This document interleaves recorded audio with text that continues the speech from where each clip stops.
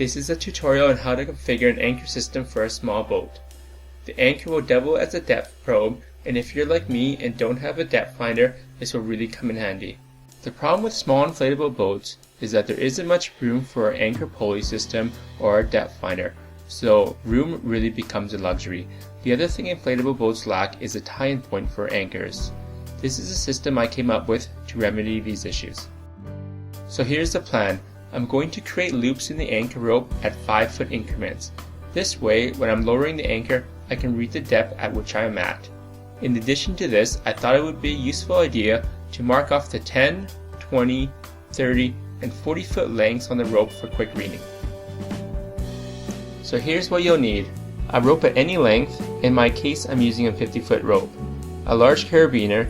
This will be used to connect the loops on the rope to a convenient spot on the boat. Another carabiner. It's optional, but I thought it'd be a good idea to connect the end of the anchor rope to the transom as a safeguard so you don't lose your anchor. An anchor bag. I really recommend using one of these because when pulling up the anchor, you will be pulling up a lot of dirt, and this will go a long way to keep your boat clean. Starting with the end of the rope that connects to the anchor, measure 5 feet of rope and mark it. Here is where you will tie your first loop. So here's how to tie a loop knot. Straighten the rope and bring it around so it forms a circle. After it forms a circle, you can begin wrapping the circle part of the rope around the center part of the rope. You want to keep doing this until you wrap it around 2 or 3 times. When you've done that, you'll see that the center part of the rope forms a little opening. Slide the circle part of the rope through there. When you've done this, you can start bringing the ends of the rope together. You'll see that the loop shape is starting to form. Just be sure to tighten the ends. It's important to measure the location of the next loop after tying the previous loop. After tying a loop, the length of the rope will change, so we need to account for this. When all the loops have been formed 5 feet away from each other, you can begin to mark the depths. In my case, I'm only marking the depth every 10 feet. I decided I would tie a small yellow string to the loop to donate the length. One string represents 10 feet, 20 feet, 30 feet, and 40 feet. On the end of the rope, I decided to tie a loop to connect the second carabiner. So here's how to tie a perfection loop. Straighten the line at the end of the rope and make a loop.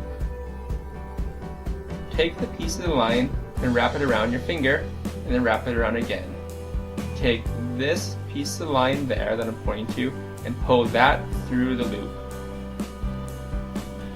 Make sure to tighten the rope. And that's how to create a perfection loop.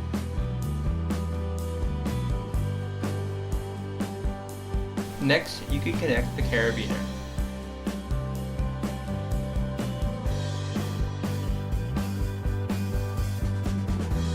So we're finally done, and this is what you should have: a long rope with loops incremented 5 feet apart from each other. It's time to connect the anchor rope to the boat, and to do this we need the help of the large carabiner.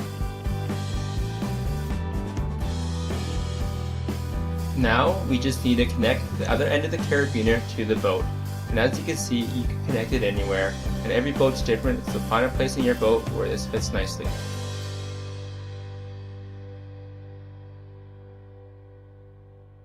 Micro adjustments. There may be times when you don't want to anchor at 5-foot depth increments, so in those cases you can tie a basic loop at those points. The knots shown here will hold just as good as any.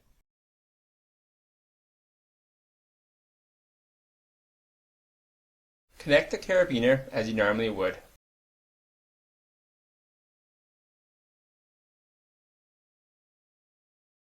When you do pull up the anchor, just be sure to untie these loops and you're good to go.